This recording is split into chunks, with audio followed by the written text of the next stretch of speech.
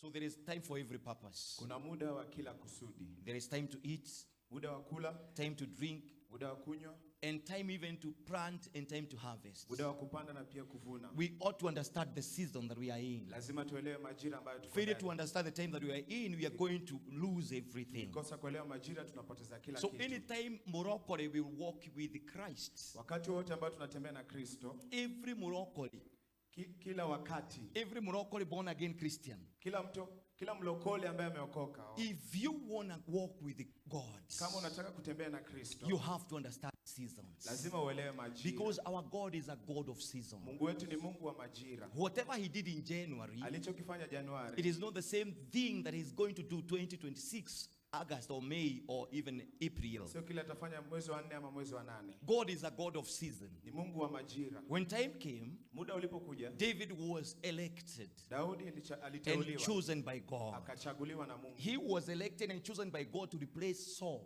Aliteuliwa na akachaguliwa na Mungu kumwakilisha Sauli. Not because of anything, Si kwa sababu ya chochote, more importantly because of time. kwa sababu ya muda. And Bible says one day David was sent by the father to take food. Siku moja Daudi alitumwa na babake kutafuta chakula, To take food to his brothers at the camp. kupelekea ndugu zake chakula kwenye kambi. Glory to God. And when he was taking food, he met Goliath who had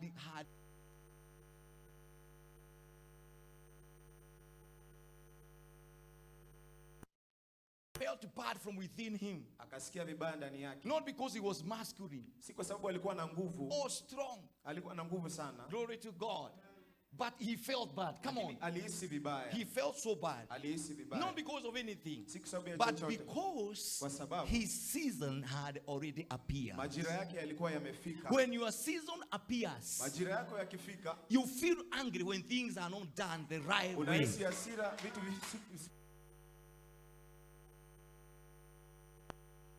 vikifanywa jinsi Because havifai kufanywa. sometimes things are not done the way they are supposed to Wakati be mwingine done. vitu hufanywa jinsi ambavyo havifai kufanywa. People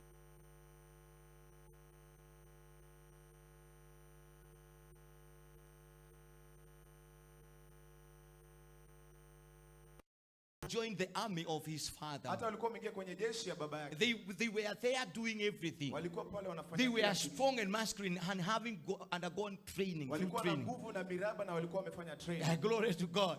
But when Goliath was insulting the children of Goliath Israel, alipokuwa akiwatusi watu wa Israeli, this one did not disturb them at all. hii haikuwasumbua hata. It did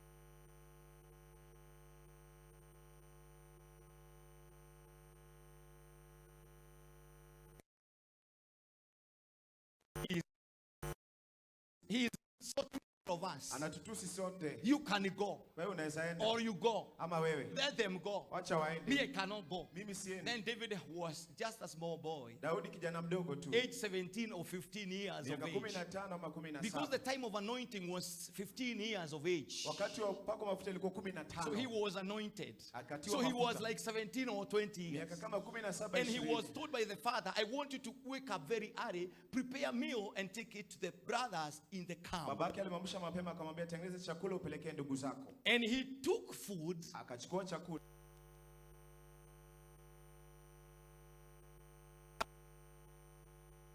He is insulting the children of God. Anatusi watoto wa Mungu. And he felt bad. Akahisi vibaya. He said, now you insult us. Comes the army, the whole of army, no one is complaining. Inakuwaje jeshi mzima hakuna mtu ananungunika? Are you not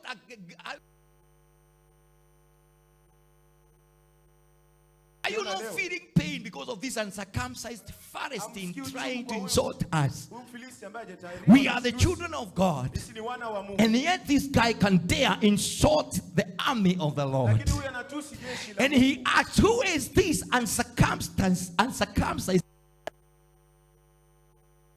Who is insulting the army of the Lord? ambaye anatusi jeshi la Bwana. Then they were like, Eliab, we are waiting. What are you doing? Wakasema Eliabu unafanya nini? Why did you leave the sheep? Mbona uliacha kondoo? Where are the sheep? Who is Kondo. guarding them?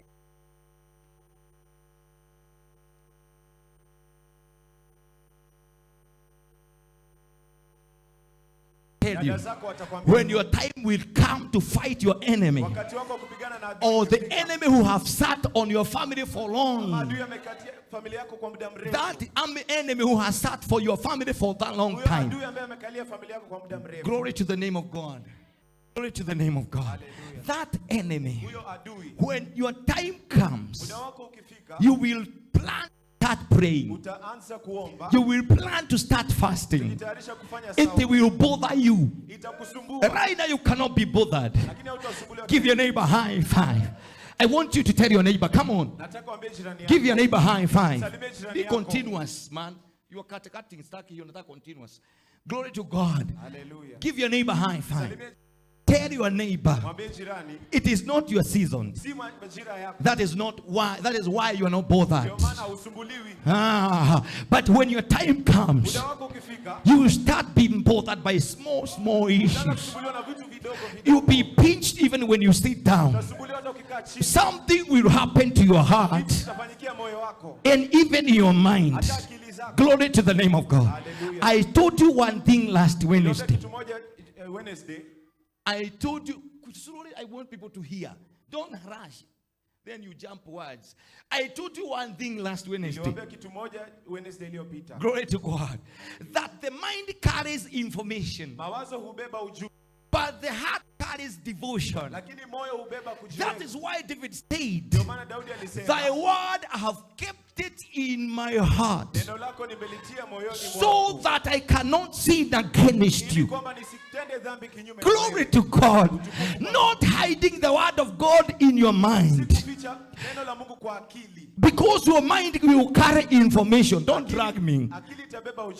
Glory to the name of God. Because your mind will carry information. Glory to God. That information cannot help you. Glory to the name of God. But when the heart carries the devotion, that burden, that audacity, the authenticity, the prosperity, it carries that weight. But the mind carries John 3:16. You have ever heard that scripture since you were a toddler, but it has had no effect whatsoever. And even today it does not have effect. But when you are a word of God, when the word of God is hidden in your heart, when you keep the word of God in your heart, now the devotion, it will start compelling and pushing you to worship God, to exalt his name, to run from sin. The word of God is living and active, sharper than double-edged sword. When that word is hidden, when you hide that word not in your mind, now ask your neighbor, how many scriptures can you quote? You have quoted the scripture, but those scriptures are in your mind, but they are not in your heart.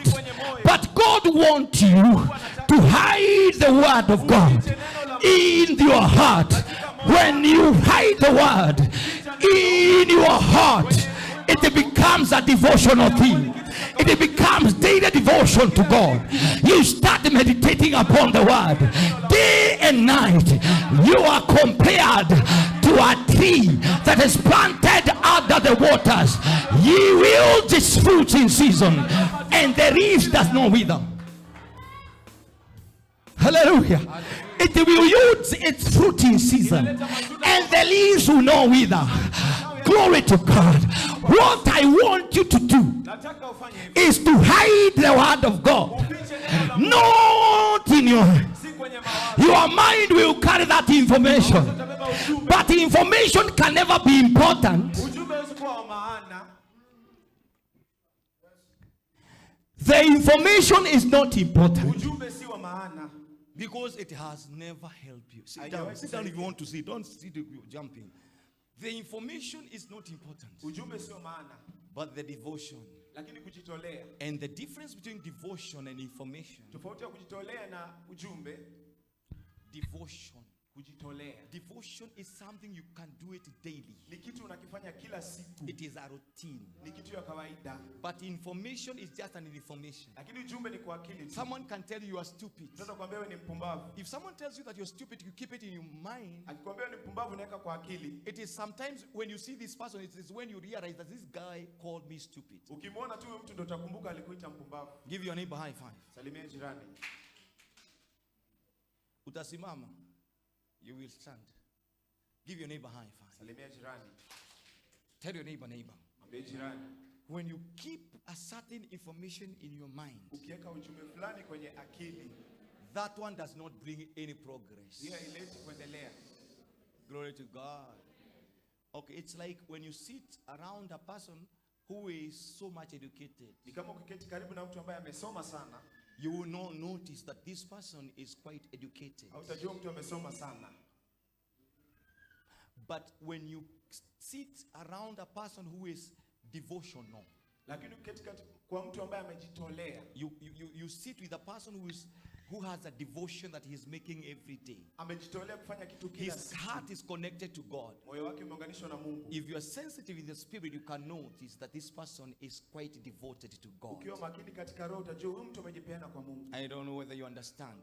Any prayerful person who has made it a devotional thing to pray and intercede in the presence of God, you will even feel whatever is happening. Mtu yote muombezi ambaye anaomba kila siku utajua, utahisi tu. But that is not my word. There is time for every purpose. Kuna muda wa kila kusudi. Make sure that you don't miss the time. Hakikisha ukosi muda. Because when you miss the time, ukikosa kupata muda, your blessings will not reach you. Baraka zako hazitakufikia. They will either get late to reach to you. Itafika labda kuchelewa. Maybe your blessings were released 2025. Labda ziliachiliwa 2025. Maybe you were not here. Labda huko hapa. Why? Because you don't understand the season. Kwa sababu kuelewa majira.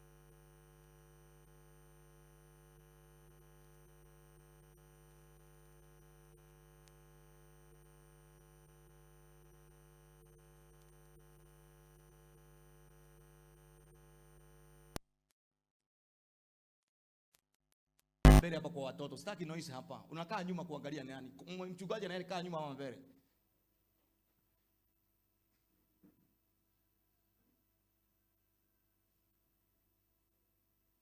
Glory to God. Tukufu kwa Mungu. If your mind, kama akili yako is connected to God, imeunganishwa na Mungu, it is not as the same way when your heart is connected to God. Sio kama jinsi moyo wako umeunganishwa na Mungu. Because when your heart is connected to God, moyo ukiunganishwa na Mungu, now there is no evidence that is needed. Hakuna ushahidi ambao unahitajika to prove that you are connected to God. Kuonesha umeunganishwa na Mungu.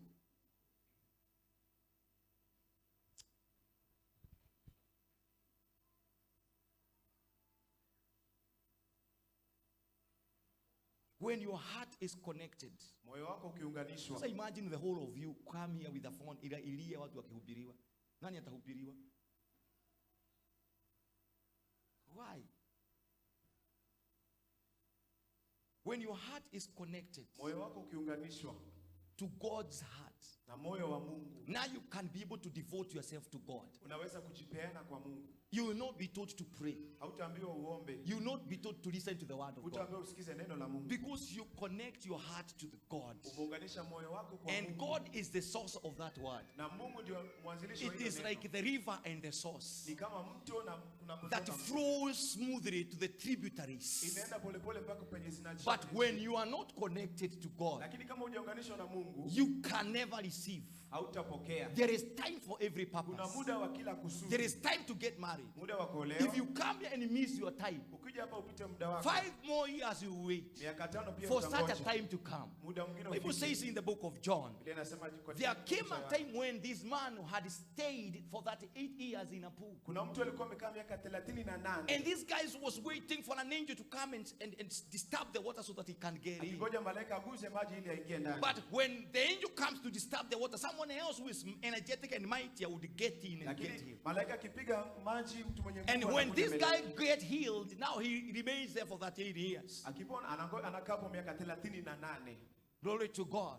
He could stay there for 38 years. Alikaa miaka And he 38. stayed until when Christ came. Na alikaa hapo mpaka siku Kristo alifika. You don't tell me that the time of the season was when Christ came. Usiniambie majira yake ilikuwa wakati Kristo alifika.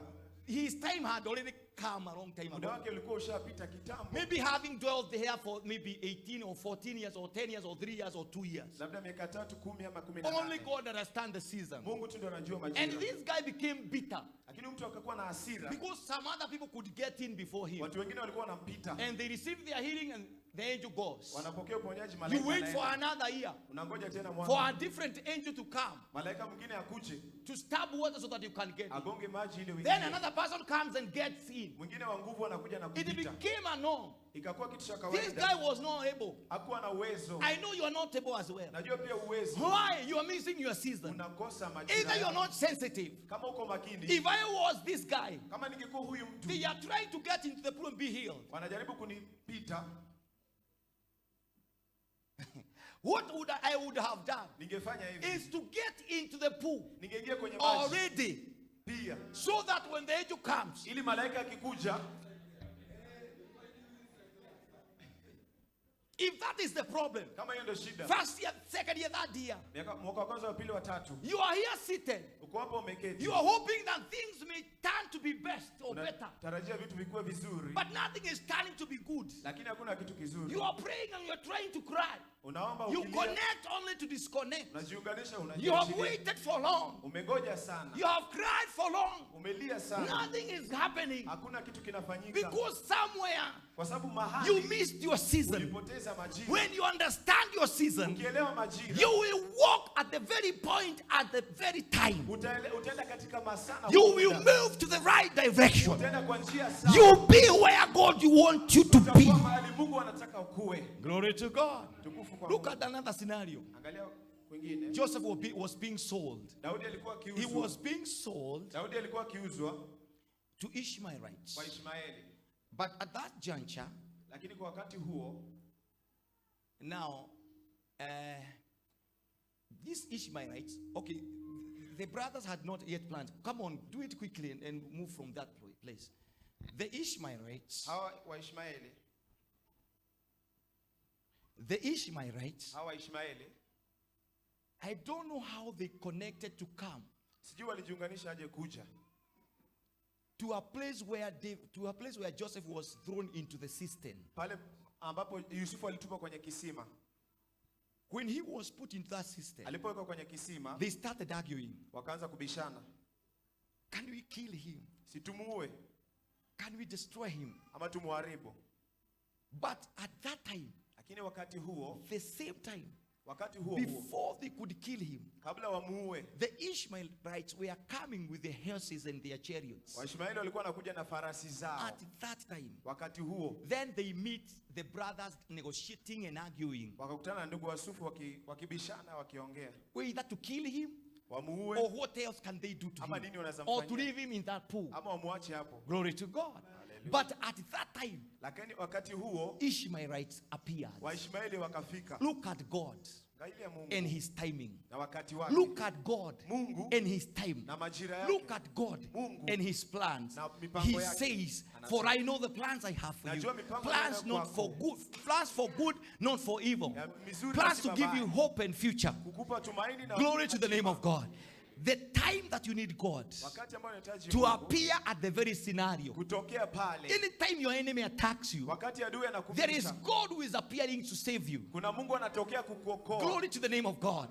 Anytime that you're in need, Wakati unahitaji, He appears to solving your problem, your issues. anatokea kukusuluhishia. Because He is a timely God. Yeye ni Mungu wa He masaa. cannot come late, Hakuja neither amechelewa. can He come too early. Haji mapema. He waits until the fullness of time. Anangoja wakati Because He utimie. is a God of Ni time. Mungu wa masaa. Time is the Holy Spirit. Saa ni Roho The Holy Mtakatifu. Spirit will wait upon time. Roho Mtakatifu ngojea He saa. respects time Anaangalia because saa. He Himself is Yeye time. mwenyewe ni saa. Time cannot dictate God, but God dictates time. Glory to the name of God.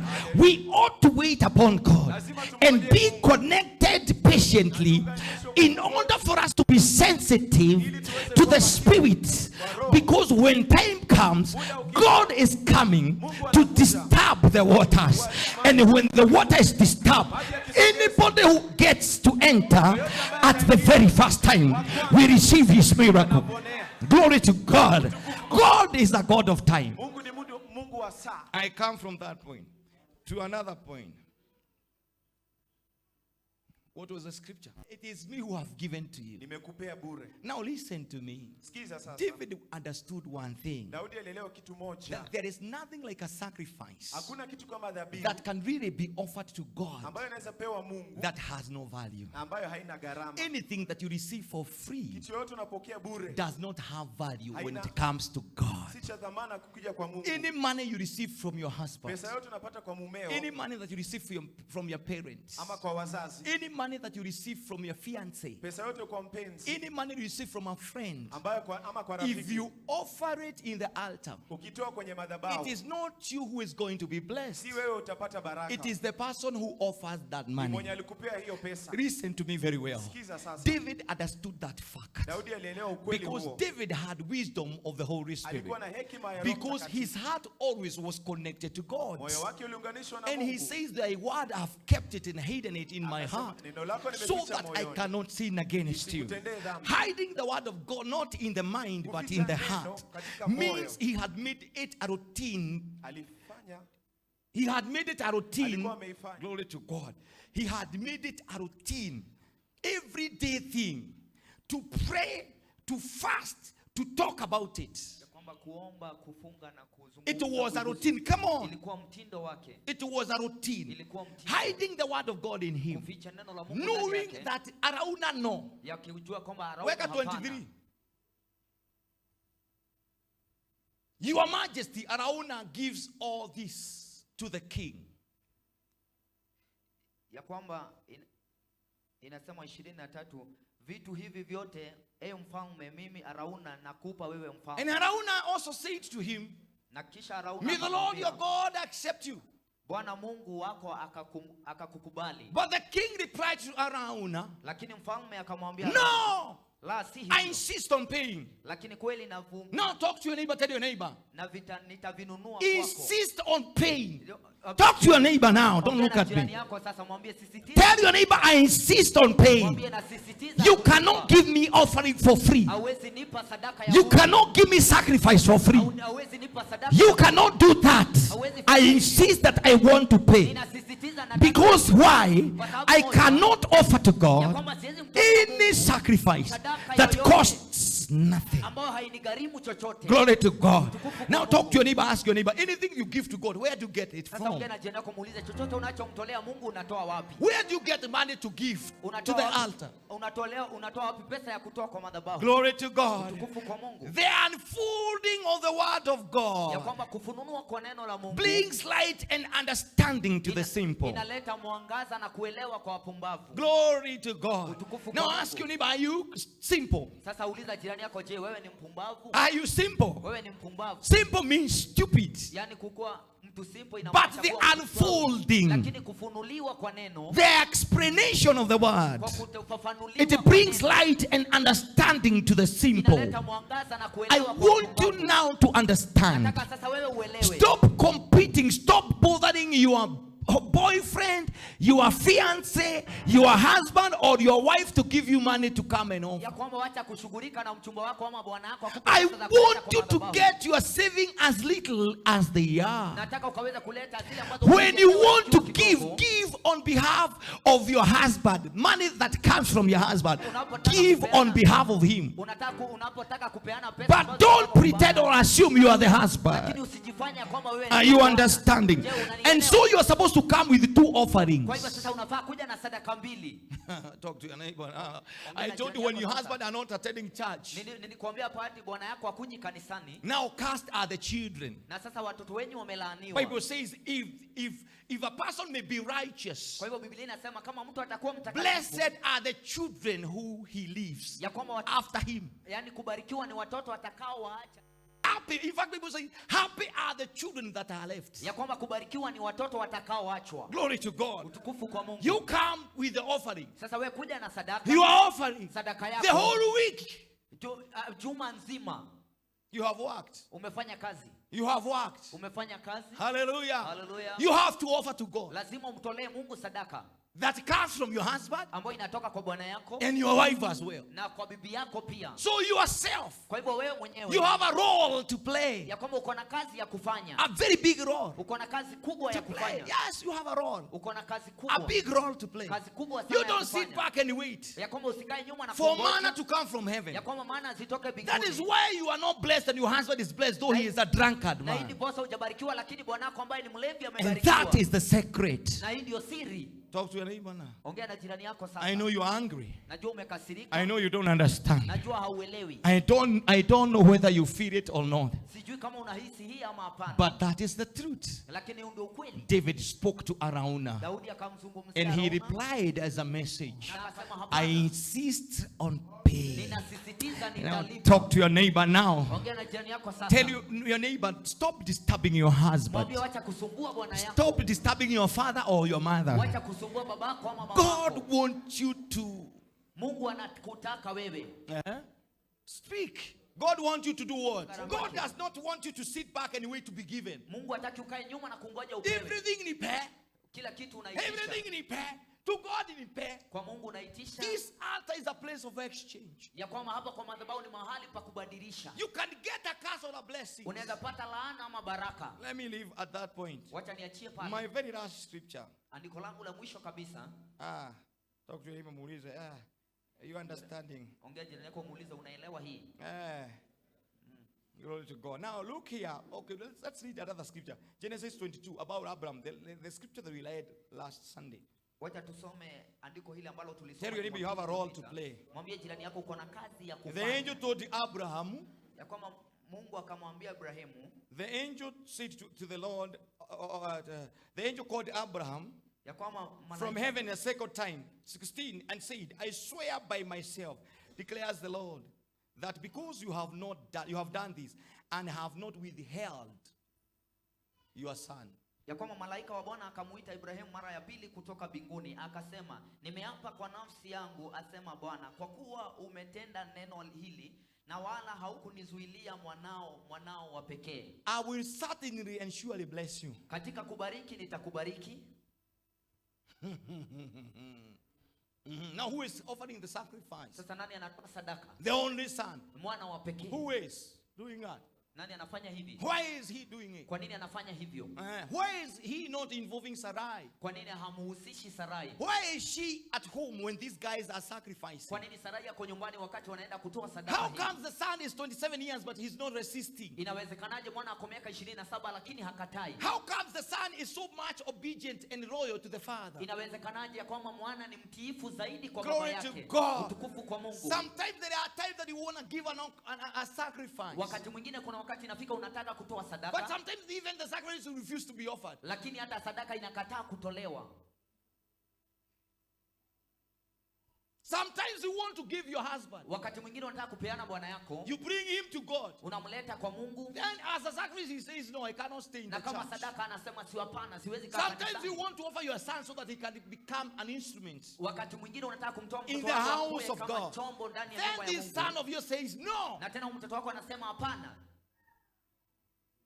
I heard someone testify and say, nilisikia mtu akitoa ushuhuda akisema ati I wanted really to come and contribute during mavuno. Ati ni kwa kweli nilikuwa nataka kuja na kutoa katika siku ya mavuno, but I'm sorry, I was forced to pay school first.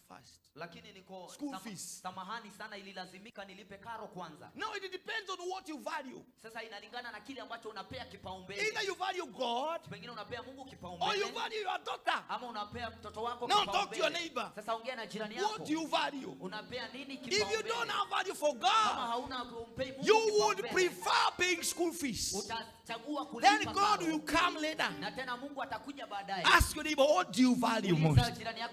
It depends on what you value. If you would value God, you will give to God first. Now because you have not withheld your son from me, Na sasa kwa sababu hujanikataza mwanao, I will surely bless you. I will bless you. kwa kubariki And you hakika make your nitakubariki. descendants as numerous as the stars in the skies. Na kuzidisha uzao wako kama nyota za They will be mbinguni. like the sand in the seashore. Na kama mchanga ulioko pwani. Kadesh to Dedar.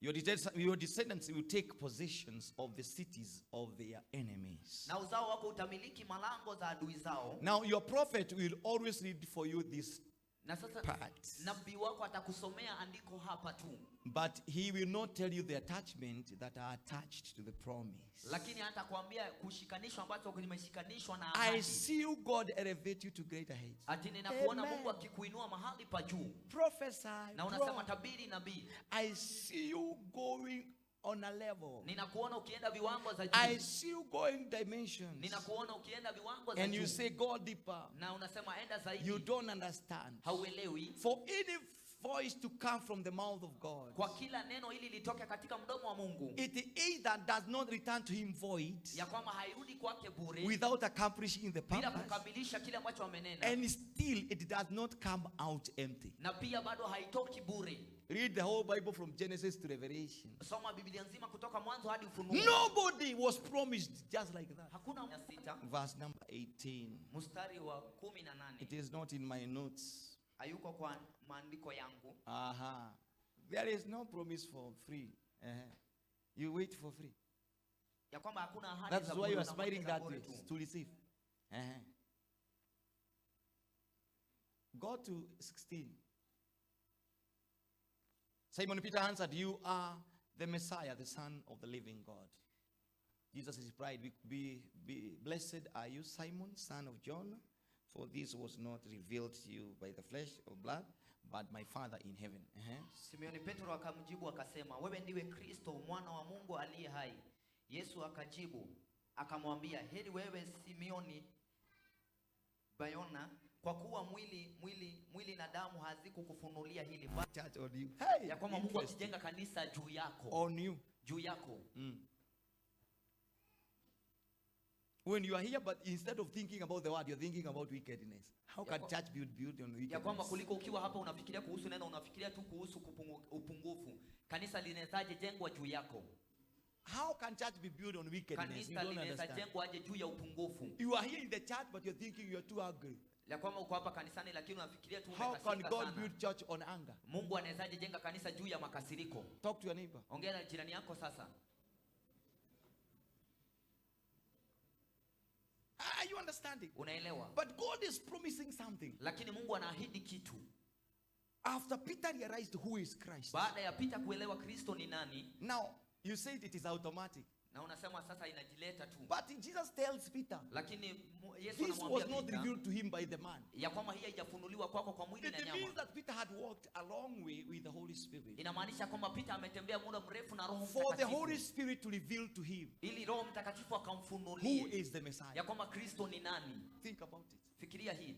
How much does it cost to walk alongside the Holy Spirit? Ya kwamba inakugharimu nini kutembea na Roho Mtakatifu? How much expensive is it to walk with the Holy Spirit? Inakugharimu kiasi gani kutembea na Roho How much Mtakatifu? sacrifice are you supposed to have Ni sadaka za aina for the gani Holy ambazo unafaa Spirit, kuwa nazo?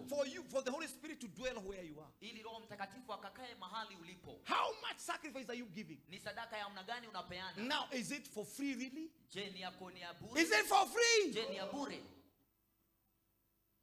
Now, after that, Sasa baada ya hiyo, if you choose to walk with the Holy kama Spirit, unachagua kutembea na Roho He will Mtakatifu, give you a revelation. atakupa ufunuo. Now that revelation will enable God to pronounce blessings upon your Na life. ufunuo huu utamwezesha Mungu kutamka baraka Now juu your yako. problem is one. Sasa shida yako ni moja. You are not wishing or aiming to give anything. Ya kwamba hautamani ama kupenda kupeana As chochote. money or as any sacrifice. Ya kama pesa ama sadaka And still you yoyote. don't want to walk with the Holy Spirit. Na bado hautaki kutembea na How Roho will you Mtakatifu. receive anything? Utapokea aje? You stay here for years without nothing. Utakaa hapa kwa miaka bila kitu. Talk to your neighbor now. Ongea na jirani Tell your yako sasa. neighbor. Mwambie jirani, You have to desire lazima utamani one of this. moja ya hizi.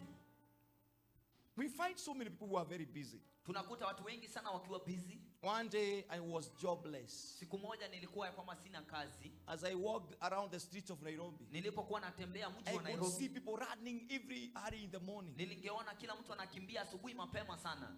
And because I was dressed very well, Na kwa sababu nilikuwa nimevalia vizuri sana, I thought by myself, nikajiwazia mimi mwenyewe, let me just walk as fast as they walk. wacha basi nitembee kwa haraka And kama maybe jinsi by wanavyofanya. imitating them, I would receive that appointment that they have. Ya kwamba nikifikiria nikiwaiga hivi nitapata ile Kumbe appointment. this guy had no appointment. Kwa hivyo sasa hawa watu hawakuwa na appointment. Others, some of them had a problem with their stomach. Wengine wao walikuwa na shida za tumbo. They were running to attach to their call. Walikuwa wanakimbia kwa choo. I wondered, Nikashangaa. how comes everybody in Kawagware in the morning is busy? Inawezekanaje kwamba kila mtu Kawangware asubuhi yako How busy comes sana? everybody in the streets of Nairobi in the morning they are very damn busy? Inawezekanaje katika Nairobi watu wako busy sana asubuhi? Some of them have got a running stomach. Wengine wao wako na shida ya tumbo. They have got issues in their lives. Wako na mashida ndani ya maisha yao. Others are chased by their wives. Wengine wao wamefukuzwa na mabibi. That is why they are running. Na ndiposa wanakimbia. Then I came around Jivaji Gardens. Na tena nikatembea pale Jivanji I Garden. found some men lying there. Nikakuta wanaume wengi sana wanalala I pale. said they cannot lie here. Nikasema siwezi lala I hapa. don't like this one who are lying. Siwezi kuwa kama hawa ambao I wanalala hapa. want these people who are walking fast. Ninatamani hawa watu ambao wanatembea Because kwa I haraka. was thinking all these who are running up and down have got an appointment. Maana nilikuwa nafikiria hao ambao wanakimbia sana wako na mwaliko. They have got a fright. Ya kwamba wako na They mwaliko kwa want to ndege. go to embassy USC. These guys carrying luggages. Ya kwamba hawa watu They wanabeba appeared mizigo. busy. Wanaonekana kuwa busy. But it means they had nothing. Lakini inaonekana hawakuwa They na were like kitu. just like me. Walikuwa ni kama mimi tu. Hallelujah. Hallelujah. Your admiration ni gani leo? Ya kwamba tamanio What lako ni are gani you leo? admiring to receive? Unatamani kupokea Do nini? you got the Holy Spirit? Je, unaita Roho Or do Mtakatifu? you have any sacrifice Ama uko na kitu that will chochote enable God to pronounce blessings to you? ambao itawezesha Mungu Do you kutamka baraka got the kwako? revelation and the Je, understanding? uko na ufunuo na The kuelewa? unfolding of the word of God Ya kwamba brings kufunua- light and understanding to the simple. Kufunua neno la Mungu linaleta mwangaza. When na that kuelewa. word is large in your heart, Ya kwamba wakati neno hili linakaa ndani ya moyo wako, your heart has nothing than to change. ya kwamba moyo wako una lingine ila tu kubadilika. Glory to God. Utukufu kwa Mungu. I say that the heart is so wicked and evil. Nilisema ya kwamba moyo According to the book of umepungukiwa sana Jeremiah, katika kitabu cha the Jeremiah, heart is wicked and evil. ya kwamba moyo Who umepungukiwa na can uko na understand maovu. it? Ni nani anaweza muelewa? For your heart to be changed, Ili moyo wako the ukabadilishwe, Holy Spirit must. Roho Mtakatifu lazima atue pale. Hallelujah. Haleluya. That is why David was praying and crying to God in the book of Psalms 51. Na hii ndiposa Daudi alikuwa anamlilia Mungu katika kitabu cha Zaburi He was telling 51. God, create in me Na alikuwa anamwambia a pure heart niumbie moyo safi and renew your steadfast spirit within me. na ukaufanye moyo wako ulio kamili ndani yangu. Create in me a pure heart. Ya kwamba niumbie ndani yangu moyo safi. Glory to God. If we put that book of Jeremiah, we had put it last Wednesday. The heart is wicked. Then David, after David realized the heart, about the heart, Baada ya Daudi kuelewa kuhusu moyo, he pleaded with God, akamsihi Mungu sana, create in me a pure heart ya kwamba niumbie moyo safi and renew your right spirit within me. na ufanye roho wako safi Jeremiah ndani 17:9, yangu. Bible says, the heart is deceitful above all things and beyond cure. Who can understand it? Ya kwamba na Biblia inasema ya kwamba na moyo kwamba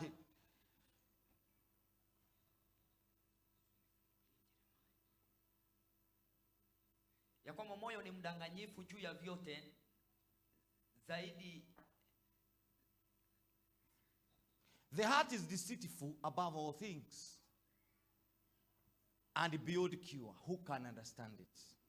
Now, David realized this. Kwa hivyo Daudi akaelewa hii. Then he made a prayer. Na tena akafanya create in me niumbie ndani yangu a clean heart, moyo safi, a clean and a contrite spirit. Moyo safi na moyo uliobondeka. Create in me.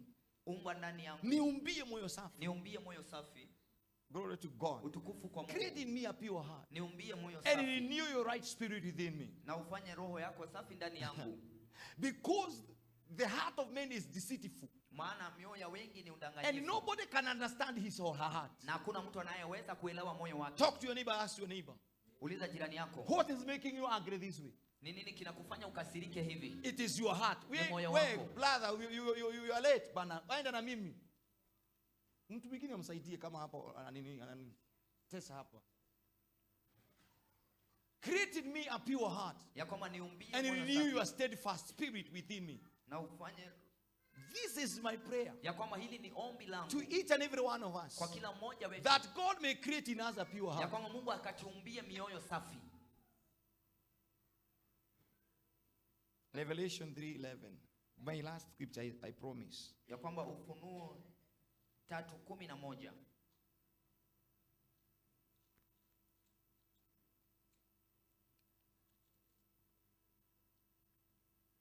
I am coming soon. Naja hivi karibuni. Hold on what you have received. Shika sana ulicho nacho. So that no one will take it away from you. Isije mtu akaitoa taji yako.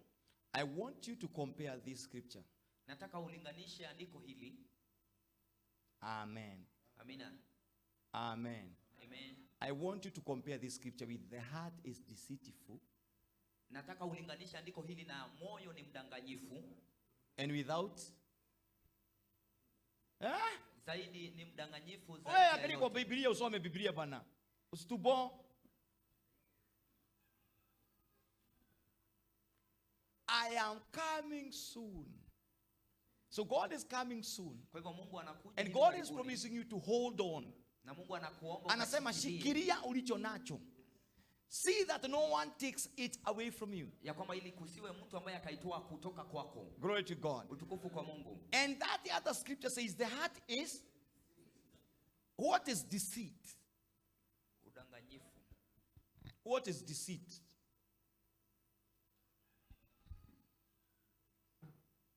What is deceit? Come on.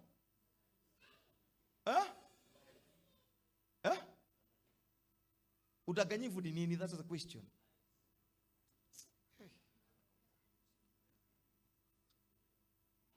What is deceitfulness? Mama. Hallelujah.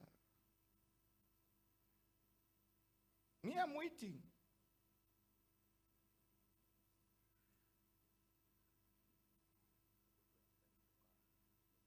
What is deceit? The heart is deceitful above all things and beyond cure. Beyond cure? Iko beyond cure. So it is only by the help of the Holy Spirit that you can be cured. It is by the enablement of the Holy Spirit ni kwa kuwezeshwa na Roho Mtakatifu that your heart can be cured. Ya kwamba moyo wako unaweza ponywa. Glory to God. Utukufu kwa Mungu. The Holy Spirit is the only key to your heart. Roho Mtakatifu ndiye funguo tu wa moyo wako. Okay, let me ask you. Wacha basi niwaulize. How comes that your heart is deceitful? Inawezekanaje kwamba moyo wako ni mdanganyifu?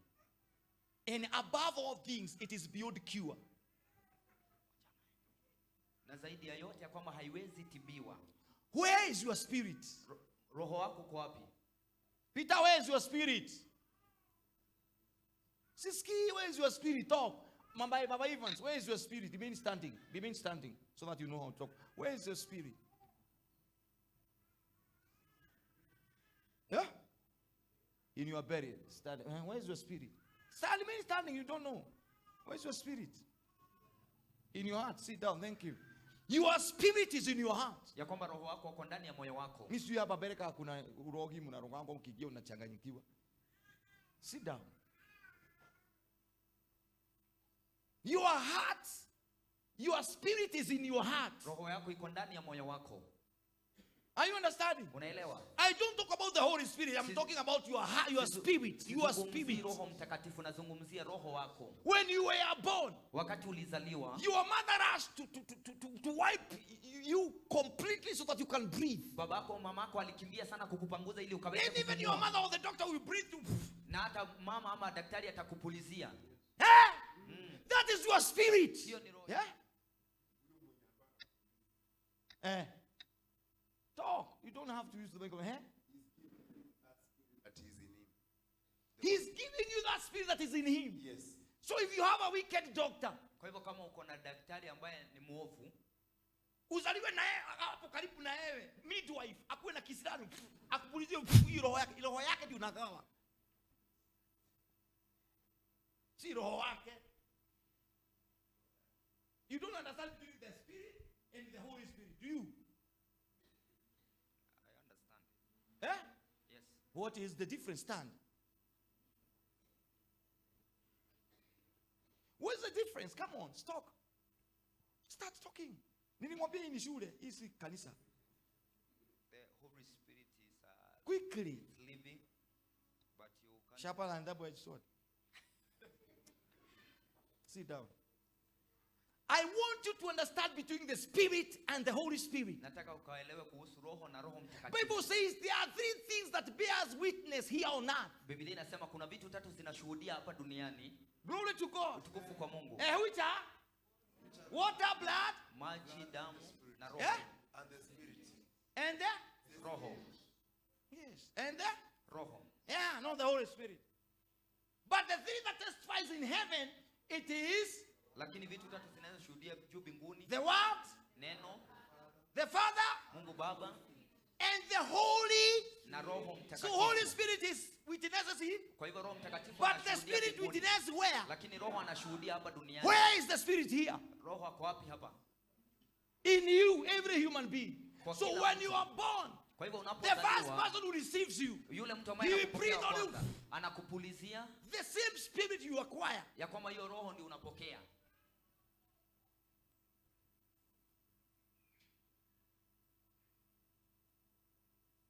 That is why you find, unaweza find baba yake ni mzuri na roho mzuri, mama yake ni mzuri, lakini huyu msichana anakuwa wako huyu.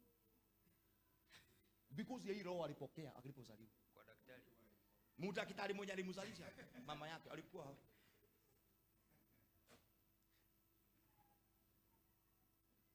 Talk to your neighbor. Ongea na jirani yako.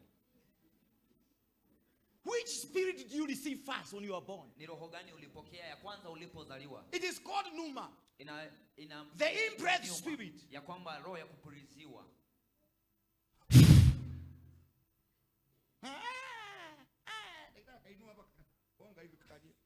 Na lakini amekapulizia na hiyo hewa kamepulizia ya kwanza ndio kanapumua.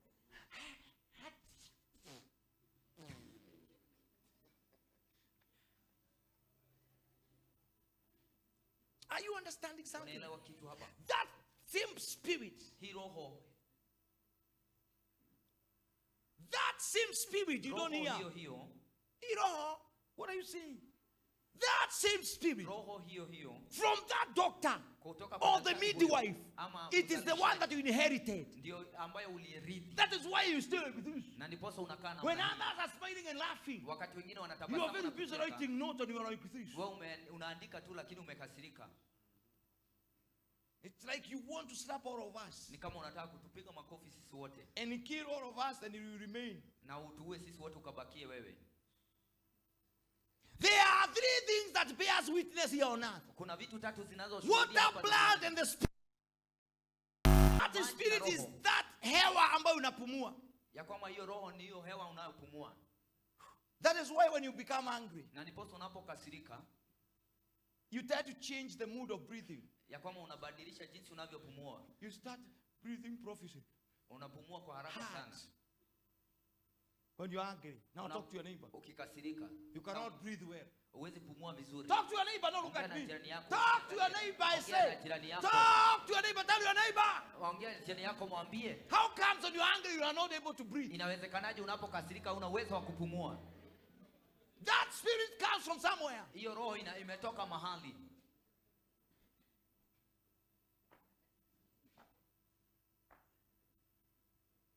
Me, I have seen a person who gets angry and he faints. Mimi nimeona mtu ambaye akikasirika anazirai Because you are not even breathing. kwa sababu hata upumui. Because of the anger and the bitterness. Maana ya ile ukali na uchungu iliyo ndani. You cannot breathe. Hauwezi pumua.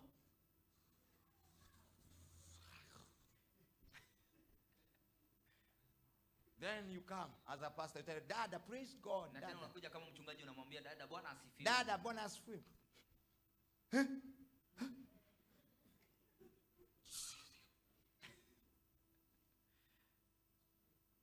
Anger It has got a source. iko na mahali imetoka. It has got a source. Iko na mahali imetoka. It has got a source. Iko Tell na your neighbor, chanzo. this anger, it has got a Mwambie source. makasiriko hii iko na chanzo. Glory to God. Utukufu kwa Mungu. Then there is the Holy Spirit who testifies in heaven. Na tena kuna Roho Mtakatifu anayeshuhudia juu mbinguni. So that Holy Spirit, God wants that Holy Spirit to be given to you. Kwa hivyo Mungu anataka huyo Roho Mtakatifu ukapewe. Your heart controls the rate of breathing. Ya kwamba moyo wako ndio unalingana utakavyopumua. Glory to God. Utukufu kwa Mungu. But the Holy Spirit will not come to stay in your heart. Lakini Roho Mtakatifu hatakuja kukaa ndani ya moyo wako. Bible says, out of your belly shall flow streams of living waters. Biblia inasema ya kwamba chini ya utumbo wako kutatiririka maji ya uzima. Out of your belly. Chini ya utumbo wako. Belly huku. Kwa utumbo. Mwachana na moyo. Moyo ni yako na makasiriko yako. Talk to your neighbor. That is why you don't breathe very well on your hand. Ndiposa upumui vizuri unapokasirika. The Holy Spirit chose not to stay in your moyo. Roho Mtakatifu alichagua sikae kwa moyo. Because the Holy Spirit can never be contaminated. Maana Roho Mtakatifu hawezi chafuliwa. And Bible says, na Biblia inasema Yesu ndakinywa na kikombe kimona daimono. Ya kwamba Yesu hawezi kunywa kikombe moja na shetani. Ndakitora nyumba yetu letone twera. Na hawezi kaa nyumba ambayo imekaa na wapumbavu. Talk to your neighbor. Ongea na jirani yako. Hiyo roho imeisha hasira. Ya kwamba hiyo ni twera. Yesu ndakinywa na kikombe kimona daimono. Ya kwamba Yesu hawezi kunywa kikombe moja na shetani. Na ndakitora nyumba yetu letone twera. Na hawezi kaa nyumba ambayo imekaa. Now what have you kept in your heart? Kwa hivyo umeweka nini ndani ya moyo wako? You want Jesus to come and live where and dwell there. Unataka Yesu akuje akae hapo. You even dwelling in the church is a problem. Wewe hata kukaa kanisani ni shida. You come this Sunday, next Sunday you are in a hurry, you have business meeting. Unakuja We Jumapili know you are very busy. uko na biashara. We understand you are very busy. Tunaelewa uko busy sana. You have a very tight schedule. Uko na schedule yako imeshikana sana. Even those people who are not busy, they will keep on checking their watch. Hata wale watu ambao wako busy wanaangalia tu masaa. And they are not busy. Na hata wayuko busy. Now ask your neighbor the whole week, how have you spent the whole of Sasa uliza jirani yako wiki iliyopita how have you spent your week? Umeitumia aje? You have not been busy. Kama hujakuwa Only you visited one friend. Ulitembelea tu rafiki mmoja. You prolonged the stay for maybe a couple of hours. Ukakaa masaa kadhaa. Then you went back home. Na ukarudi nyumbani. Having told all stories. Ya kwamba mkiwa umeongea stories zote. You're not busy. Hauyuko busy. But when you come to church, you feel like you pastor is wasting my time. I need to go home. Lakini unapokuja kanisani unaona mchungaji ananiharibia masaa. Because you remember your mokimo that you kimaed yesterday. Maana unakumbuka mokimo ambao ulikima jana. Na ugali ya sukuma wiki. Otifu ni nyama. Ukarika na gimato taure. Unakumbuka ugali uliopika jana na sukuma wiki. Iko ni nyama. Na kama ni nyama. Nyama choma umeliacha hapa inanukia. Nyama choma umetigire hau nao. Unakumbuka hiyo pose inaweza ikia hapa. Ukarika na tenya uwe nao igire hau. Ile nyameo. Ikukule hiyo nyama. Hiyo pusi. Hiyo pusi. Hata wezi kaa church. Unadogi karaka ni dhaini. Nikulika na pose. Nikukumbuka pusi. Walika na guku. Unapokumbuka kuku. Urakaragira igwaho ni wakukule imakani. Ya kama ulikalanga utakula ukikutoka. Sasa unakaa tu ukiniangalilia masaa. Unaniangalilia masaa. Ukalia guku. Ukakule kuku. But I tell you time and time again that man shall not live by bread alone. Ya kwamba mwanadamu hataishi kwa mkate tu. By kuku alone. Hataishi kwa kuku peke yake. Why? Kwa nini? If you eat a lot of kuku, kama utakula kuku nyingi, you get sick. Utagonjeka. That is why you hear a person. Na ndio mpasa unasikia mtu, I am 18 years old. Ya kwamba niko na miaka 18. I am 70 kgs. Na niko na kilo 70. I am 22. Niko miaka 22. I am 74. Niko kilo 74. Hata ukisema 4 unakaa 4. Anauga yenye orai karota yao. Yo. 4. Obesity. You are obese. Now are you understanding something? Sasa unaelewa kitu. I want you to go to the very last scripture now. Nataka uende kwa andiko la mwisho. I promise this is the last scripture. Ninaahidi hili ndio. And as I finish, na nikimalizia, we are in the book of Matthew chapter 10 verse number 40. Katika kitabu cha Mathayo. Now as we finish, give your neighbor high five. Sasa tunapomalizia salimia jirani yako. Receive it. Mwambie pokea. Muulize, what am I receiving?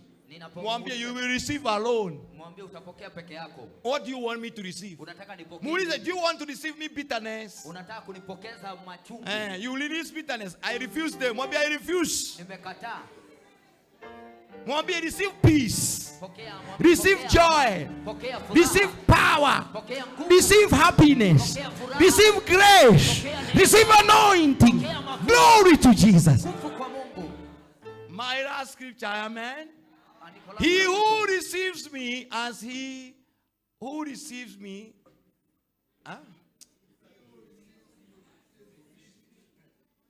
Sasa inasemaje? He who receives me, and he who receives me receives the one who sent me. Tusome pamoja.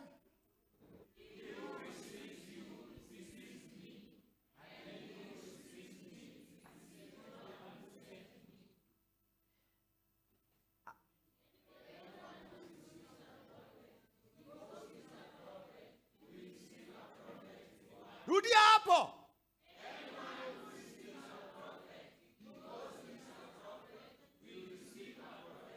Weka Kiswahili. Weka Kiswahili. Mtu atasema akiliongea Kizungu sikushika. Tayari yeye Kizungu ni Kizungu shikuka hata utakimbia. Mathayo mtakatifu 10:40. Soma, imeandikwa huku juu, acha kuinama. Inasema aje anayempokea nabii kwa sababu ya ni nabii atapokezwa tuzo la nabii. Tuzo la nabii ni nini? Tuzo la nabii ni nini? Ni unabii. Ni unabii. Mimi ni unabii nakupeanga kama ni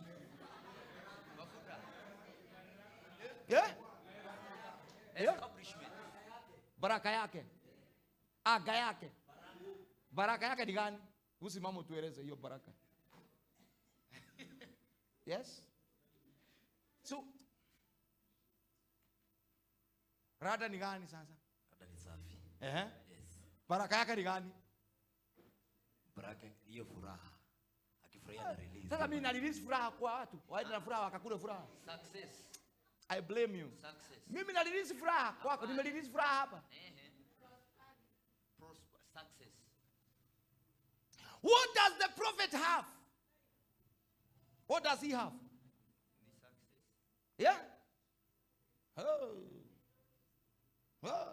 What is the anointing for?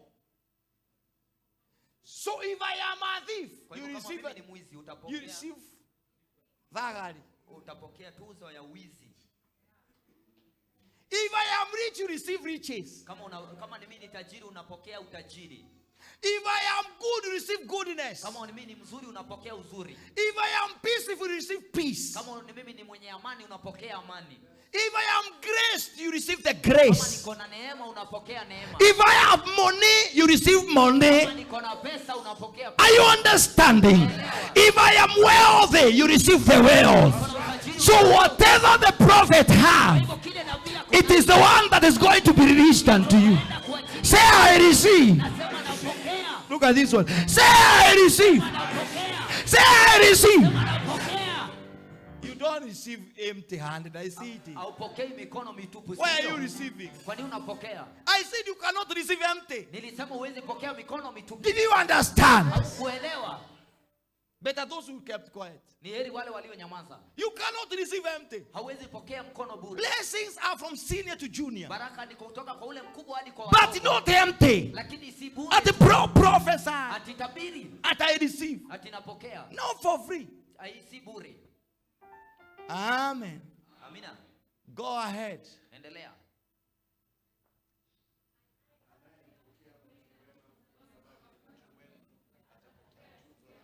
Anayepokea mtu mwema sababu ni mwema atapokea wema.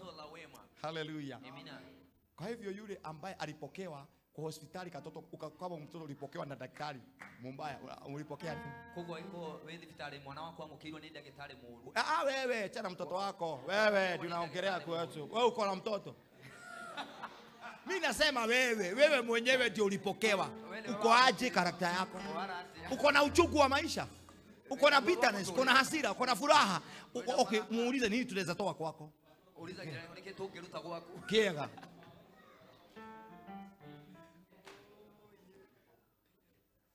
Amen. Kweli nawaambiani, yeyote atakayewapa mmojawapo wa wadogo hawa kikombe cha maji baridi. Ongea Kiswahili sa kizungu. If anyone gives you a cup of cold water, hallelujah, amen, to one of these little ones, who is my disciple, to this little, who is my prophet? If you give my prophet a cup of cold water, because he is my prophet, true for sure, it is God who is making a promise. For sure, truly, that person will certainly not lose their reward. What is their reward? What is their reward? Come on. What is their reward? Their reward is in them. Yes. The reward is anything that is in them. The prophet now, if it's blessings, come and tajiri, come and ikitota within them. Because of what? Because of what? Because of what? Giving what? What we're saying giving.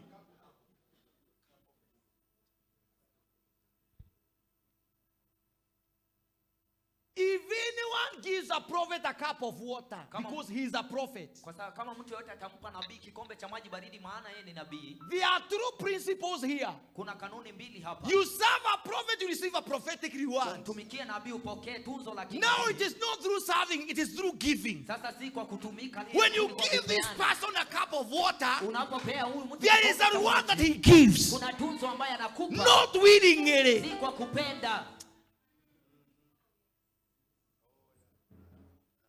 The prophet may not be willing. He is not even supposed to pronounce anything. Let him keep quiet. But the Bible says, but surely and truly that person certainly will receive a reward. Sit down now. The bishop is supposed to keep quiet. Yeah?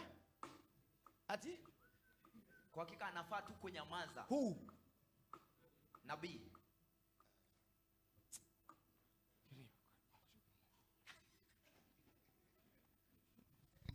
Are you understanding? Unaelewa? This is a cup of cold water. Ya kwamba hiki ni kikombe cha maji baridi. I am not supposed to respond and tell you God bless you. Ya kwamba sihitaji kupokea na kukwambia Mungu akubariki. Bible does not say if he tells God bless you he will receive blessing. Ya kwamba Biblia isemi kama atatamka Mungu akubariki kwa utapokea. You take that cup of cold water and go run. Lakini unafaa kupeleka hicho kikombe cha maji baridi na ukimbie. You don't need his pronouncement now. Unahitaji tamko lake. Hey. Are you understanding something here? Unaelewa kitu hapa? We have talked about a doctor who receives a child. Tumezungumzia daktari ambaye anapokea mtoto. There is an exchange that happens there. Kuna mabadilishano ambayo inafanyika pale. Now this person gives a cup of cold water. Sasa huyu mtu anapeana kikombe cha maji baridi. You receive a reward. Quickly, look at this one. Hey. Imeisha. Glory to God. You will receive that reward. Utapokea tuzo hilo. Now, water is very small. Ya kwamba maji ni kidogo sana. It is not even costly. Na hata haigharimu sana. You can fetch it anywhere. Unaweza chota mahali popote. If you go outside, there is water. Kama unaenda nje kuna maji. Even to the toilet there is water. Hata kwa choo kuna maji. Other water is for washing hands. Maji ingine ni ya kuosha mikono. Another is for drinking. Ingine ni ya kukunywa. Another one flows on the river. Ingine inatirika tu kwa mto. Without you noticing where it comes from. Bila kuelewa and where it is going to. Na mahali inaenda. But the water flows continually 24/7. Lakini maji inatiririka. 5 years, 10 years, 8 years. Miaka 5, miaka 10. Since I was born. Tangia nilipozaliwa. My small river in my village is still running. I don't know where it takes that water. I don't know. But Bible says, if anyone gives to you a cup of cold water, he will receive a reward. Surely and certainly. Hey! Now this is water. Sasa hii ni maji. What about a gift? Je, na zawadi? I was telling these guys Wednesday. Nilikuwa naambia watu Jumatano. Most people nyota zao zimeinunuliwa. Ya kwamba andũ aingĩ njata ciao nĩ igũrĩtwo. They have sold their stars and their destinies. Wameuza nyota zao na hatima zao. Through gifts. Kupitia zawadi. There are two ways that you can sell your destiny and your Kuna star. njia mbili ambazo unaweza uza hatima yako. One of the ways is sex. Moja yawapo ni The ngono. second way Na ya pili is through gifts. ni kupitia Talk to your neighbor, ask your neighbor, Okay, how many times Muulize mara ngapi have you received? umepokea zawadi ngapi? You're like, Na umekaa tu hivyo. if you want to get into this business, Kama unataka kuingia kwa biashara hii, you have to come. lazima ukuje, Give me your contact. nipe namba yako. 00621 Unapeana namba, 0698 07. You are selling your destiny. unauza hatima yako.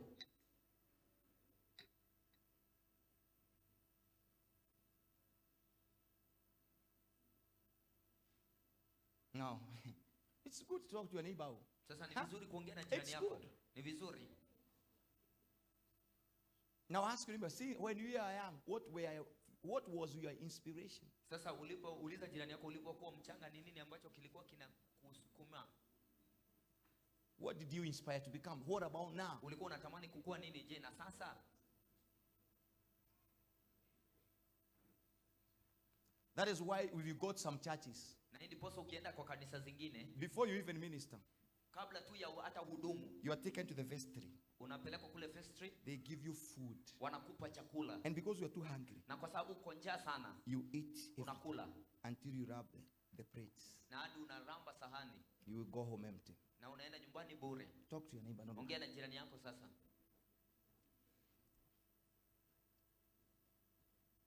When you finish ministering again, Unapomaliza kuhudumu tena, there is an envelope. na tena kuna bahasha. We called it in journalism brown envelope. Tulikuwa tunaita kwa matangazo ama Matangazo ya vifo. katika utangazaji, bahasha ya shukurani. Are you understanding? Now check here. Check here. Now if I can get this guy, come Kwa Julius. hivyo kama anaweza chukua huyu mtu,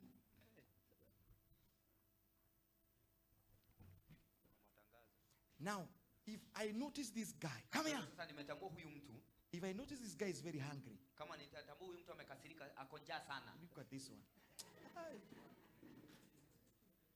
If this guy is very hungry, Kama huyu mtu ako njaa sana, and I gave you a story, na nikupe hadithi, I gave you a na story, nikakuapa hadithi about one street child ya kwamba mtoto mmoja ambaye alikuwa anakaa kule mjini, who was sitting outside a particular hotel. ambaye alikuwa anakaa nje ya hoteli fulani, Then there came a black person. na tena kukakuja mtu mweusi, This guy was a street guy.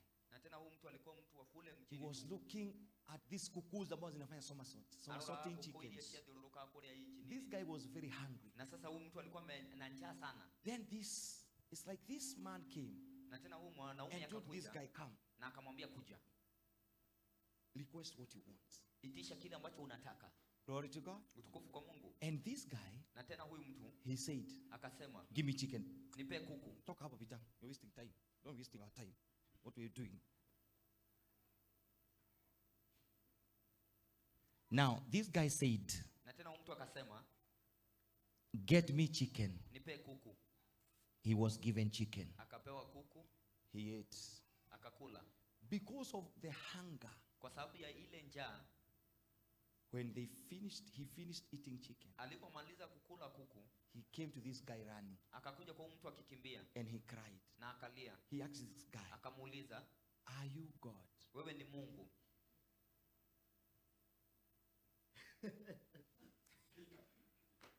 Why is he asking this question? Kwa nini anauliza hii swali? This guy has answered the very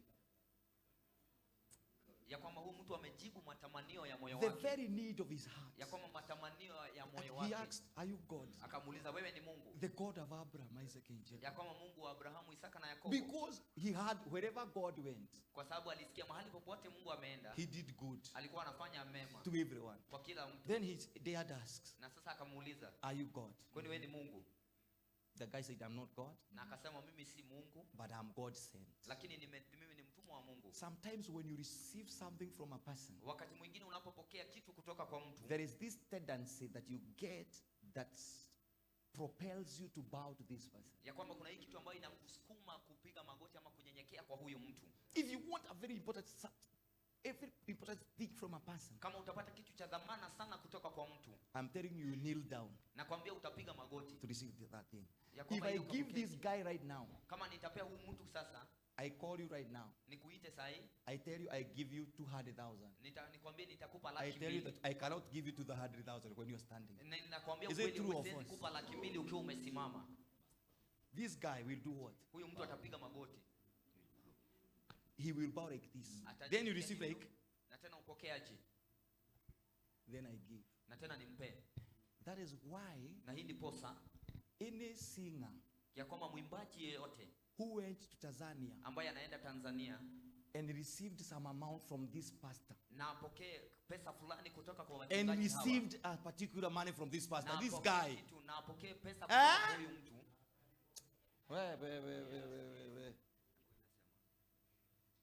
every singer who received, mwimbaji yeyote right ambaye now he alipokea, cannot sing. sasa hivi hawezi imba, No songs again. hakuna nyimbo tena. Any musician Mwimbaji yeyote who went around joking with the girls, ambaye anaenda akicheza na wasichana, they used to be famous. walikuwa wanasikika sana. Can you hear them again Unaweza right wasikia now? sasa? Are they viable? Je, wanasikika? Are they relevant? Wanaonekana tena? Why? Kwa nini? You can sell your destiny Unaweza uza hatima yako in two ways. kwa njia mbili. One, through Moja, sex. kupitia ngono. Second, through gifts. Ya pili, kupitia zawadi. Wake up. Simama.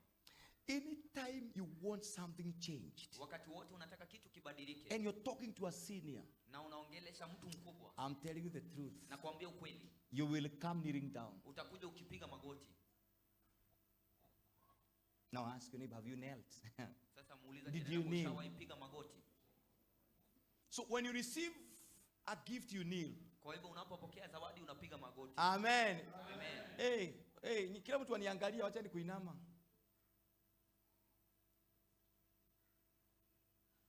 Jeroge, must you kneel Joroge, lazima to upige receive a magoti gift? ili Yes. upokee zawadi. Ndio. What about to do sex?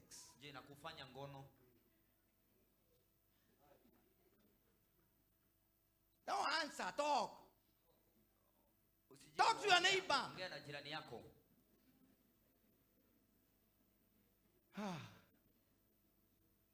Mwambie jirani yako, Ila jirani yako, you have eaten your destiny and your stars. ati umekula hatima yako na nyota zako. Sasa kile unakaa nao ni hasira. Nukiria bina kionao marakara. Because the devil cannot leave you empty. Maana shetani hawezi kuacha bure. Bible says, I don't have that scripture. Biblia inasema na sina andiko hilo, When the owner of that land, ya kwamba wakati mwenye hiyo shamba he went to that land, alienda kwa hiyo he shamba sowed wheat, na akapanda he mbegu went back home, na akaenda he nyumbani slept. akalala. During the sleep, Kule alipokuwa a akilala, wicked man came. mtu muovu akapanda magugu. Understand, Elewa, there is nothing like exchange that you are left for free. hakuna kitu kama kubadilishana na unaachwa bure. Anybody who has sold his soul or his destiny or a star, Mtu yeyote ambaye ameuza hatima yake ama nyota yake, you lose your smile and your joy. ya kwamba unaondolewa ile tabasamu yako na furaha. Sasa utakuwa unakaa mawe kwa sababu unahisi vibaya, Talk. unahisi vibaya, unakaa tu na makasiriko. Now you're imagining, and it is true. You can't interpret because you imagine what you did. That's nice. That is why you find so many people who serve different altars. Na ndiposa unakuta watu wengi ambao wametumikia madhabahu mingi, After you serve in those different altars, baada ya kutumikia madhabahu hayo, you receive those from different altars, you get confused. unapokea kutoka kwa hayo madhabahu na unachanganyikiwa. Because every altar you serve, you Ni kwa get a sababu reward. kwa kila madhabahu ambao unatumikia kuna zawadi yake.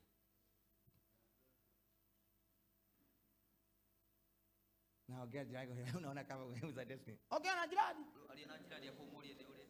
Muulize, are you too hungry? Je, wewe na ngara umono? Mwambie usikula mshere ya Ramadhani. Yakoma ni wale mshere wa Ramadhani. Muongelea naye. Wa Ramadhani. Ndio muuli. Unajua inakuwa imepikwa inakaa imenyongonyea. Hiyo mchere inakuwa maji maji, haikuwa kigumu. Niwe korogwa rugito na alafu kana kuwa moja moja. Na korogwa kamwe. How about the meat? Soft. Soft nyama pia ni nyama nyepesi. You are hungry, you sell destiny. Unauza hatima yako. Now talk to your neighbor. Sasa ongea na jirani yako. We knew you as a preacher. Ya kwamba tulikujua kama mhubiri. We knew you as an intercessor. Tulikujua kama muombezi. We knew you as an evangelist. Tulikujua kama How about now? Je, na leo?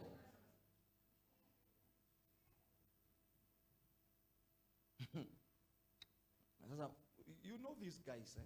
Unajua hawa watu? You know yourself. Unajijua. If I have to give you 200, ya kama lazima nikupe 100. 1,000, Monica, I'm telling you like this. 1,000 Monica anakuambia. You come kneeling. Utakuja ukipiga magoti. No person has given such an amount when you are standing. Hakuna mtu ashaipewa pesa kama hiyo akiwa amesimama. Because there is an altar now. Maana kuna madhabahu sasa. And there is a covenant that is taking place. Na kuna covenant that is taking place. Maagano ambayo inatendeka pale. Covenant ni maagano. Brother, wanaswe. Are you understanding? There is an exchange. Kuna kubadilishana. An altar is a place for exchange. Ya kwamba madhabahu ni mahali pa kubadilishana. You come, unakuja, I give you, nikupe, then I take, na tena nichukue. How about that? Je, unaona aje hiyo? Can you sell your star at 500,000? Je, unaweza uza nyota yako 500,000? What about 1,000,000? Na 1,000,000? How do you know whether you remain with your star or you left it? Unajua aje kwamba nyota yako bado uko nayo ama uliacha huko? And it's serving people in Ghana. Ya kwamba ukitumikia watu kule Ghana. Ghana people are enjoying. Ya kwamba watu wa Ghana wanasherehekea. Once you served, you receive an envelope. Ya kwamba ulipotumika ukapokea bahasha. You say, praise God, I'm going to pay the house rent. Na ukasema kwamba Bwana asifiwe, naenda kulipa nyumba. Now you are free to talk to your neighbor now. Uko huru kuongea na jirani yako sasa. Talk to your neighbor, don't be ashamed. Hey Moses, talk to your neighbor, you don't understand. Mimi si mimi tulikuwa nayo kuuza nyota zako. Unakataa kuongea. Ongea na jirani, tuone nawe. Hatukuwa na wewe. Soko tidio rakarite goko ndurirageria andu riu. Sasa uoshinde ukiwa umekasirika. Ndukareria andu. Hatuwezi ongelesha watu. Wewe ukigura musifi ucio be. Wewe ukifungua hiyo mshipi. Uhigure ucio musifi tondu amenyaga. Ufungue hiyo mshipi maana huko unajua. Kwa nini anakufuata wewe si wengine? Niki anakufuata wewe noti yake. Na yoga theka, you beautiful. Unafurahia sana ati kama wewe ni mrembo. Wewe ni mrembo wapi? You will exchange your stars. Ya kama unabadilisha nyota. That is why you are walking all around Kawakware with the envelope filled with documents. But nobody is ready to employ you. Na ndiposa unatembea Kawangware mzima ukiwa na bahasha imejaa maandishi yako na hakuna mtu ambaye anakuajiri. One of the circumstances that contributes to this. Ya kwamba hali moja ambayo inaelekeza kwa hili. It is when you arrive before you arrive. Ni wakati ambapo unafika kabla ya kufika. You want to exercise. I am a man enough. Ya kwamba unataka kuonyeshana wewe ni mwanaume kamili. You go around sleeping.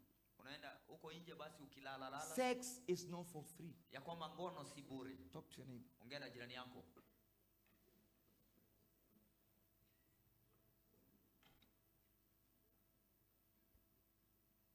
And so that you can understand this thing. Na ili ukaweze kuelewa hii. If you see a husband and a wife who have stayed for a couple of years. Kama utaona bibi na mume ambao wamekaa kwa miaka kadhaa. They tend to look alike. Wanaanza kufanana.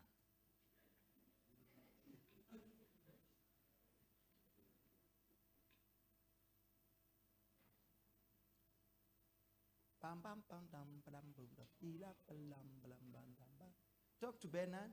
Bernard, how are you?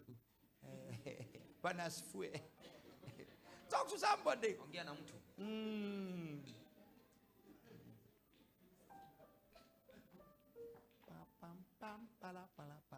Kuna zingine nyota zinaziona na huko nini? Asia countries. Na kwa hapa Kenya. Unajua taingidira Asia na umodo alio huko Kenya. Tuko Asia. Si Asia. Zingine ziko Gulf. Si ijeshi na huko Gulf. Uliacha nyota Gulf uko watu ile jata Gulf uko. Kama ndege anataka upewa chakula na mamake. Nataka nyoni kaleta kwa hiyo ni jina. Gulf. Talk to your neighbor, muulize unaona kani wapi uliacha nyota zako. Ongea na jirani, acha kuniangalia. Watigire nyota cia kuku. Uliacha nyota zako wapi? Herode akasema. Herode akiuga. Hiyo nyota ni wapi? Ati jateo eko. Iko wapi niende nikainamie ni sujudu? Eko jateo thide meinamerere. Lakini hakutaka kuinamia. No dada kumeinamerera. Dada kumenina. Karani, unafikiri unafuatwa sababu ya hadi sababu? Ati karani ule shiri urafuatwa ni ule we muthaka. Ni nyota. Ni jata. Ikienda. Ya dire. Unakuja ukiangalia pastor vibaya, ni kama yeye ndiye alichukua nyota. Uko kila mshuka jio rune tare kuete. Wewe unajua kwenye ulienda ukapeana nyota bure. Wewe ni kule wapi? This is the third time you have given. The third time. Hii ni mara ya tatu. Continue giving. Endelea. The moment you finish, the devil finishes with you. Wakati shetani You be left with nothing. Utaachwa tu bure. No igoti uri kila ria double ageria kuhingo. Ati ni koti tu na utakuwa unavaa double breast. Oso kara. Na tena unakasirika. Okay, tuulize umekasirishwa nani? Okay, let's talk the truth. Wacha ongea na jirani yako ni nini nakujamisha? Muulize urakaletio niki. Turaire naye. Urakaletio niki. Muulize tulikuwa na yeye. Twale nawe. Ni sababu kuna kitu ilichukuliwa mzuri ukawekwa kibaya. Nitondo weke dokio ido. Wakati mpazi alipanda usiku, kuna mtu alikuja akapanda magugu. Endelea muhadi ahadire kutuko kwe mundu okilia kihadaria. Ngulo tolana gari kuthiruka pipi. Sasa utaishi kuzunguka na gari yako ukipiga taxi pipi. Unapiga honi. Taxi pipi. Unasema taxi unapiga honi. Boda.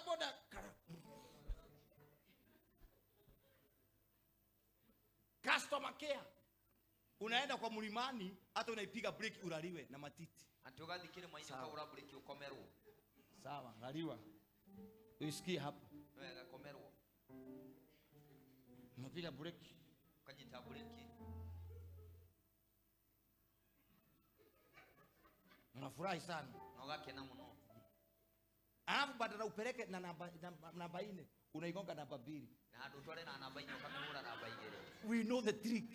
No etirike. The devil's tricks. Ya kama unajua. Now talk to your neighbor. Sasa ongea na jirani yako. Now tell your neighbor. Mwambie jirani. How many numbers do you have za okada kwa simu yako? Ni namba ngapi uko nazo za watu wa pikipiki kwa simu yako? Mukoroyo. Mukora.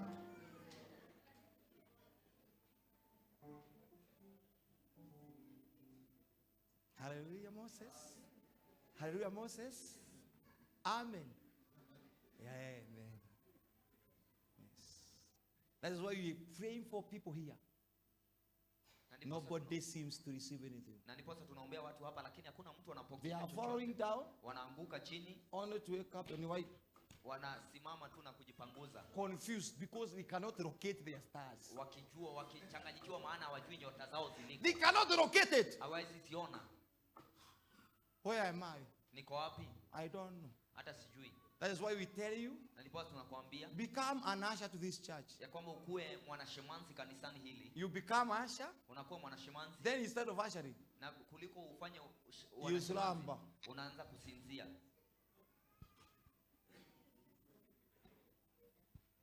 Ushers slumbering. You are watchman instead of praying. You slumber. Wewe ni mlinzi kuliko uangalie unasinzia tu. Something is taken. Ya kwamba kuna kitu kimechukuliwa. Now talk to your neighbor. Sasa ongea na jirani yako. In fact, anybody that you have are so tied to. Ya kwamba kwa kweli mtu ambaye umeshikanisha nafsi yake na yeye. Anybody utakuwa na so tied to. There is part of your star. Ya kwamba mtu yote ambaye umeshikanisha nafsi na yeye kuna nyota yako ambayo iko huko imekamatwa. Talk to your neighbor. Ongea na jirani yako. Hey. Woo! You are with the Kamau but you are seeing ya kwamba uko na Kamau Ruben. Unaona Ruben. You are with the Dorcas, you are seeing Esther. Uko na Dorcas. You are with the Esther, you are thinking about things. Uko na kutoka China. Lakini unafikiria kuhusu kutoka kule China. Koriata kutoka Filipino. Akona nyota zako, brother. Ana nyota shako. Ishi. Nyota mbili. Sege, tidogo sana unajua igoro gweto kuone. Utachanua nywele hivi lakini nyota zote ya akili ni nywele ziko hapo. Wa mgongo. Unaona kama kuna nyota zimeenda. Ongea na yeye, wa mgongo.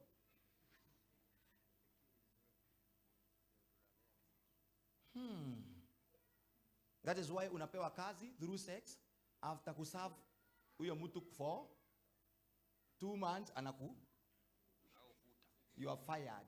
You are fired after serving that man for baada ya kumtumikia miezi 2. Then you will receive his reward. Na tena utapokea tunzo yake. What is his reward? Anger. Tunzo yake ni nini? So unachejua furaha hivi kwa nawe joy, kuna wewe kwa washuru. Ukashajelio gikeno kiliora. Ukikuja hapo kanisani unakaa tabia degie. Ukikuja hapo unakaa kama panya ambaye ameshikwa na mtego. Hello. Continue sleeping.